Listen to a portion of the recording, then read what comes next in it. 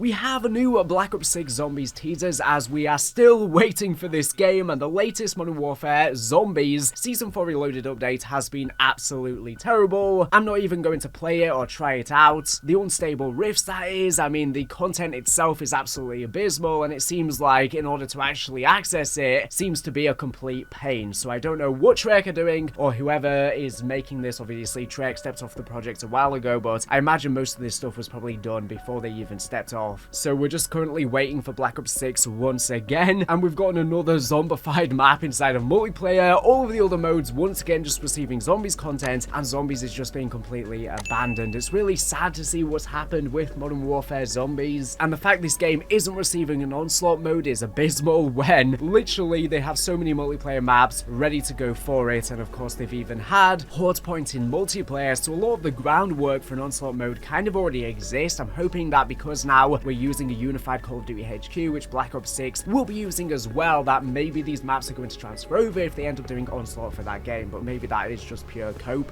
Warzone Mobile has also received a Zombies update, getting Zombies Royale, so if you're playing that, that should be enjoyable for you, and the Construct has even returned, which probably confirms that we're not going to see the Construct in the future, because I would assume that if it was going to be an integral part of the storyline in Black Ops 6 Zombies, for example, Richtofen harnessing it, or Samantha Maxis, or whoever, then they wouldn't just have a cheapened version of it inside of Warzone Mobile, so we'll have to wait and see. Nevertheless, I'm still very excited for Black Ops 6 Zombies. It just sucks what's happened to zombies in the recent years, and we've got a brand new teaser for Liberty Falls, one of the launch round-based maps alongside Terminus, and it's actually giving us some new information about the map, not particularly too much. Now, of course, in Season 3, a radio was added where we learned that Miller was actually a child on Liberty Falls before Richtofen had it shut down and before the zombie outbreak, and she said she would detail to Ravenov a more comprehensive recount of her events on Liberty Falls, and the radio that's added is part 1 of it. We're going to be getting part 2 that'll probably come in Season 5. I'm going to play the radio for you now, and then we'll talk a little bit about it. Ravenov, I know you told me to record this when I had time. Well, I'm making time. If you can fill in the gaps, I might be able to make peace with what happened. Right. Outbreak day.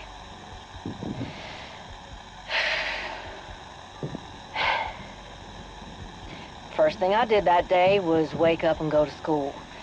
It was 91, so I must have been in kindergarten. No, wait.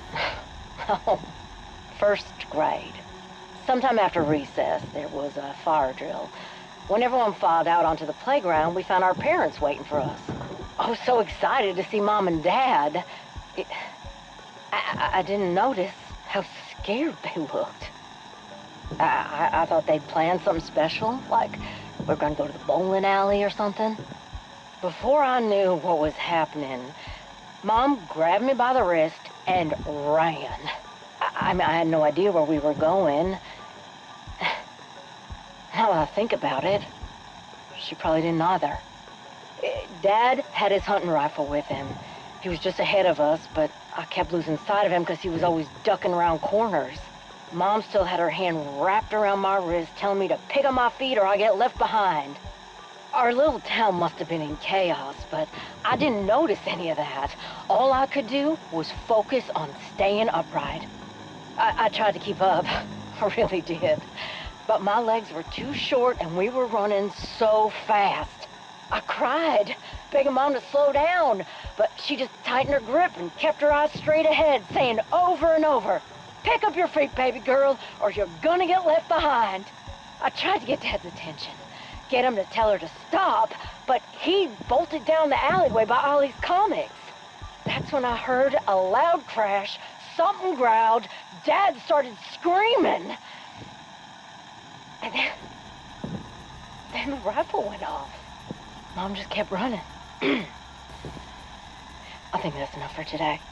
So there's two important details about Liberty Falls that we learn. It confirms that the map is actually going to be set in 1991. Now we know, of course, Liberty Falls is going to be taking place simultaneously with Terminus, so that means Terminus is going to be set in 1991 as well, which means that the date when we hear 5 years later at the end of Forsaken is kind of inaccurate. It's a bit longer than 5 years, because we thought that Terminus and Liberty Falls would be in 1990, but as it turns out, it's in 1991, which is going to be set exactly when the campaign is taking place as well. It's not really a major detail, but it just means that our anticipations of when the map would be set are kind of slightly out. I don't know why they didn't just go with 1990 though, but there's probably a specific reason why they went for this date. And we also learn about what ended up happening to Miller. So it seems like in 1991 is when the zombie outbreak broke out on both Liberty as well as Terminus. Now we knew that some sort of atrocity happened at Liberty Falls, but we didn't know exactly what, and we didn't know exactly when the zombie outbreak started too. But now it's confirmed that it starts in 1991, and Miller and the other civilians try and evacuate and get out, because previously Richtofen had the town shut down in 1985, and he had military personnel to try and bring the civilians out, but they apparently asserted their rights as American citizens. He had a fake cover story saying that a nuclear power plant had leaked, so I'm guessing he didn't manage to get the civilians out, and because of that they ended up remaining in the town, or at least some of them ended up remaining in the town when the zombie outbreak began. As a result, we learned from this that it seems that Miller's father ended up mutating into a zombie. Now, what actually causes the zombie outbreak itself? Well, we know that, of course, Richtofen is building a Dark Ether gateway that he likely needs for Project Janus, a large gateway. Most likely that is located on Liberty Falls, and maybe he activates this and it causes the zombie outbreak on the map. We don't know why he needs the gateway though, whether it's to rescue his son Samuel from the Dark Ether or some other agenda. He activates it for a specific purpose, because obviously at the end of Forsaken, when Samantha goes into the Dark Ether and seals the Forsaken away, that causes the collapse of the outbreak zones across the world. But they're seemingly returning in 1991, so most likely on Liberty Falls, the cyclotron that Richtofen's been building is activated, and maybe that simultaneously causes outbreak zones across the world, and potentially at Terminus 2, considering the fact that near there in the Pacific could be a weak point between the world and the Dark Ether, because the veil might be weakened there due to Ravenov and Samantha Maxis diverting the inversion Dark Ether missiles there in the first outbreak quest, so that could be why an outbreak starts there simultaneously as well. But now we know exactly the setup for the map, so basically Richtofen likely activates the gateway, the zombies break out, a bunch of civilians die, some of them probably manage to escape, such as Miller, but this results in a large massacre, and then Richtofen probably sends in an elite team of operators to investigate the site, and that's the setup for the map. Since we'll be playing as operators on this map, we'll be playing as a crew on Terminus, the Requiem heads alongside Maya. Where is Dr. Strauss though? Maybe he's too old, maybe he's been too damaged by Ethereum that he's not able to fight alongside them. He did after all say he loved the smell. And speaking of Richtofen's Project Janus Gateway, I've talked about in many prior videos about how a lot of the marketing for Black Ops 6 has shown a blueprint which seems to coincide with the West Virginia map. And before, we thought that this blueprint seemed to resemble the cyclotron, so we thought that this blueprint would be for the gateway. However, I've come to realize that the blueprint looks very similar to the vaults that we see in the casino campaign level for Black Ops 6. Now, it specifically says Janus on it, so we know that this vault blueprint is not the one from the campaign. However, this implies that there's a giant bank vault inside of Liberty Falls, and from prior leaks we know that it's apparently going to feature a bank on it, as many towns do, of course. So most likely they're just reusing the asset for the vault that's going to be featured in Liberty Falls. But the fact it says Janus specifically on it has me wondering why Richtofen needs a giant vault. We know that Janus is funded by a load of uber rich people, and maybe he's storing a bunch of money that he's been provided by them for Janus inside of this vault, or maybe inside the vault is something more. Potentially even the gateway could be within the vault itself, and that way it's kept secret from the public, or maybe there's something else in it. But I think that's a big possibility. Maybe the gateway's in there as well as money, but considering that there's going to be a giant bank vault, it does have me wondering whether a bank is going to be featured on the map, especially because there's rumors it's going to be some sort of transit remake, not a proper remake, but have some transit elements in it. So I wonder if a bank could return to allow you to input cash to bring into future games, especially because this has been described as the easier map. That would certainly be a way to make it a lot easier and more casual, but maybe they try and nerf it so it's not as good as what we had in Black Ops 2. Maybe it's only obtainable via a side quest or something else, or maybe there's a limit to it, because it was extremely overpowered in Black Ops 2 since you could literally get everything straight away pretty much. So that's the new information about Liberty Falls. We've gotten information about the date and the information about Miller's experience. There is still one more radio to come though, like I said, so we'll learn more about this zombie outbreak that happens on this town in West Virginia, Liberty Falls. There was also a new document added about Victor Zakhaev. Now obviously, as you know, he was working alongside Jack Fletcher's Terminus Outcomes, but he kind of just dipped from the storyline after season 1. It feels like Treyarch were probably forced by Infinity Ward to have an integral Modern Warfare character in the story so that they could have Modern Warfare and Black Ops characters side by side, but they probably didn't want him involved, considering the fact he just dipped out of the storyline pretty soon after, and Fletcher was probably meant to just be working on his own. But we learn that because Zakhaev has just dipped from the storyline, Terminus Outcomes Jack Fletcher is invoicing him a massive amount, making up almost $40 million worth, and it even references a hazard bonus, likely because of all the extra damage Victor Zakhaev has caused due to him just being a complete buffoon. And so far, Victor Zakhaev has not paid $3.7 million of this right away, and they do say instead of paying in dollars, he can pay in Ethereum. And we know, of course, from the radios in Modern Warfare 3 that Jack Fletcher thinks Victor Zakhaev is a complete idiot, which he literally is. And it's just so funny how Treyarch have taken this Modern Warfare character and just given it raw and straight to us, telling it like it is. This probably wouldn't have happened if it was written by Infinity Ward, the actual creators of the character, and they resurrected this character that should have stayed dead just for a brief second, just to basically say he's a moron, and now he's in loads of debt and they've just thrown him to the side. It's honestly hilarious. I really wonder what the Infinity Ward writers think of this outcome, and I'm guessing that's pretty much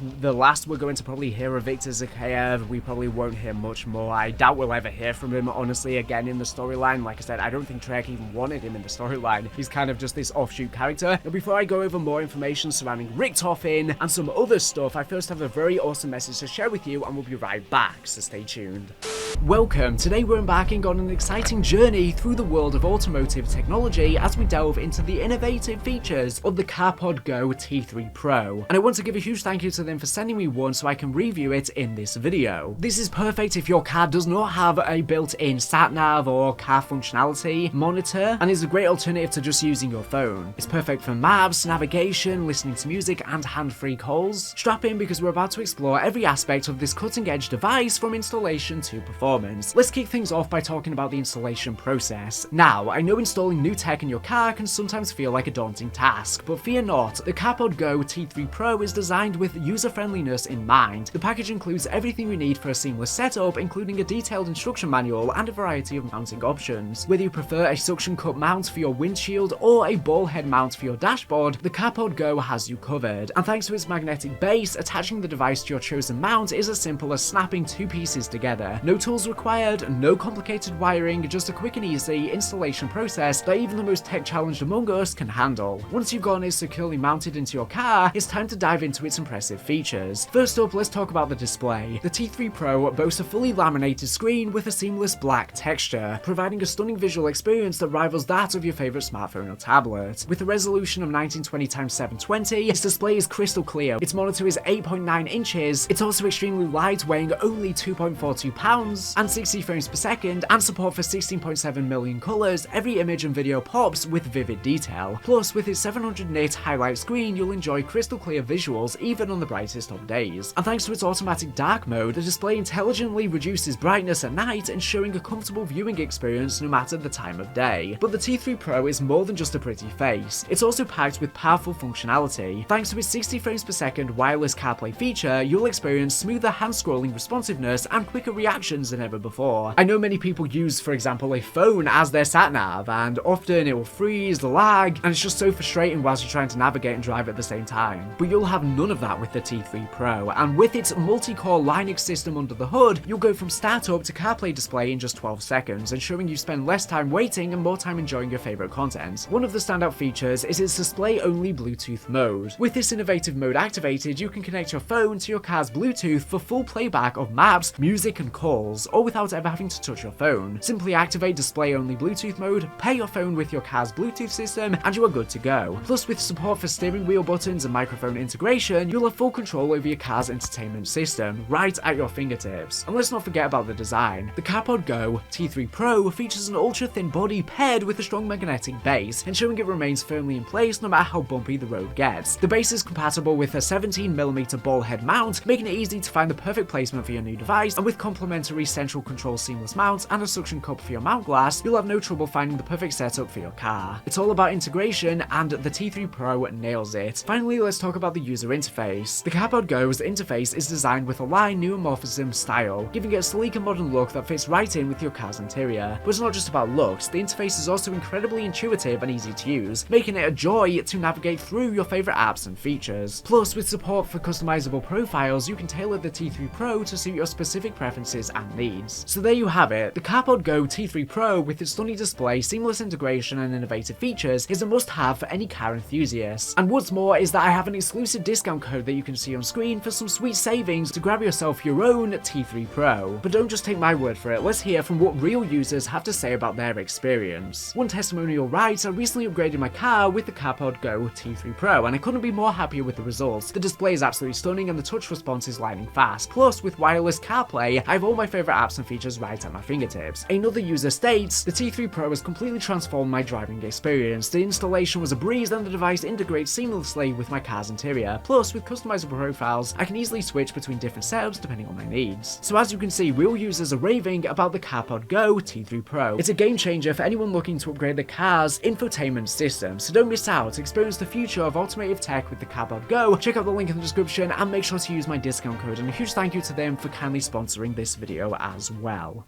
The other thing I want to mention is that another new document was recently found. Now, I had actually talked about this in an old video where I speculated about maybe Richtofen is the president, or at the very least he's working in the background of Modern Warfare 3 Zombies, setting the events in motion, most likely was responsible in having Ravenov approved for Operation Deadbolt, as well as putting together the team after Victor Zakhaev caused the outbreak to begin with. And I do think that's very likely. Now, previously when I talked about this intel, it was data mined from the files of the game, but now it was physically added to the game, and it says Station Chief transcript as follows. "This is a TS/CSI message for Station Chief Laswell. You know who I am. I trust my identity and status have been appropriately communicated to you. The news is not good. It is bad. Bad in exactly the way we want it to avoid. The clock has run out. We must mobilize immediately. Code word Tangerine. Further details and precise coordinates of affected area to follow." So yeah, it seems that this is probably sent by Richtofen to Laswell. He says, "You know who I am," which is an inversion of Richtofen's popular quote, "Do you know who I am? Don't you know who I am?" And is most likely talking to us, breaking the fourth wall directly to the player, saying, "You know who I am." In Cold War Zombies, he was operating as the director of Requiem behind the scenes as a puppeteer, putting everything in motion, and it seems that in Modern Warfare 3 Zombies, he has been doing the same. And we see that 2 Ethereum vials are missing from the Ethereum canister where the Requiem had sacrificed themselves. Most likely one was given to Ravenov to extend his life in this current story, and maybe the other, Richtofen, took it to allow him to still be alive. And maybe this is setting up the fact that in Season 5 with the final story mission, maybe Richtofen is then going to be revealed to be behind the scenes, which is so similar to the Cold War Zombies reveal. So maybe it's going to reveal that maybe his son has been operating things behind the scenes instead, so it would be not exactly the same as that reveal in Cold War, and maybe he was successful in rescuing him from the Dark Ether in Black Ops 6 Zombies. Now, like I've speculated in prior videos, maybe Richtofen is the president, but even if he isn't, or his son isn't, at the very least, he is most likely a very high up official in government and has a lot of high up officials in government at his behest, and he is controlling and puppeteering everything. I have already posted a more in-depth video linked in this video's description going more in depth on this theory, but let me know what you think in the comments below. Thank you for watching the video. Make sure to subscribe if you're not here for the latest and greatest Call of Duty news and information. So anyways, thank you for watching, and bye.